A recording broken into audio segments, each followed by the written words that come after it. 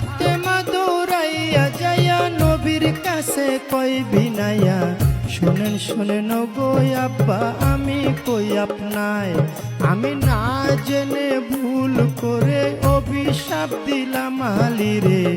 অভিশাপ লো ফেরত করে মাওলারি দরগায়। আমার নবীজি সেজদায় গিয়া আল্লাহর কাছে কই বিনাইয়া, শোনো শোনো পাক মাওলা আমি কই তোমায়, ফাতেমায় না জেনে ভুল করে অভিশাপ দিল আলীরে, অভিশাপ ফেরত করে নবী কই তোমায়।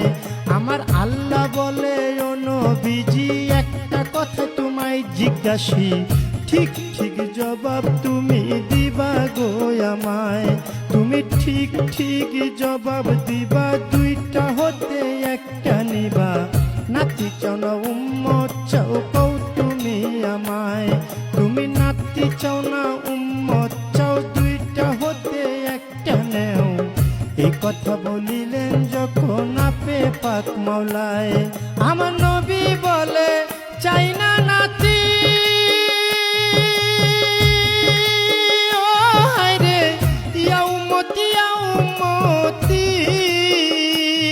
আমি সকল উম্মত তরাইব, সকল উম্মত তরাইব, দুই নাতির বদলায় রে সাধের দুনিয়ায়।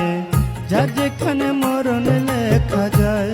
হবে, যার যেখানে মরণ লেখা যায় রে সাধের দুনিয়ায়, যার যেখানে মরণ লেখা যায়। নবীজি সেজদা উঠাইয়া ফাতেমার লই জিগাইয়া, শোনো শোনো মা জননী আমি কই তোমায়, ওরে শোনো আমার মা জননী একটা কথা তোমায় জিজ্ঞাসি, ঠিক ঠিক জবাব তুমি দিবা গো আমায়, তুমি ঠিক ঠিক জবাব দিবা, দুইটা হতে একটা নিবা, ছেলে চাও না উম্মত চাও কও তুমি আমায়, তুমি ছেলে চাও না উম্মত চাও, দুইটা হতে একটা নেও। এই কথা বলিলেন যখন নবী মুস্তাফায়, ওরে এই কথা শুনে ফাতেমায় চোখের পানি ছাইরা দেয়,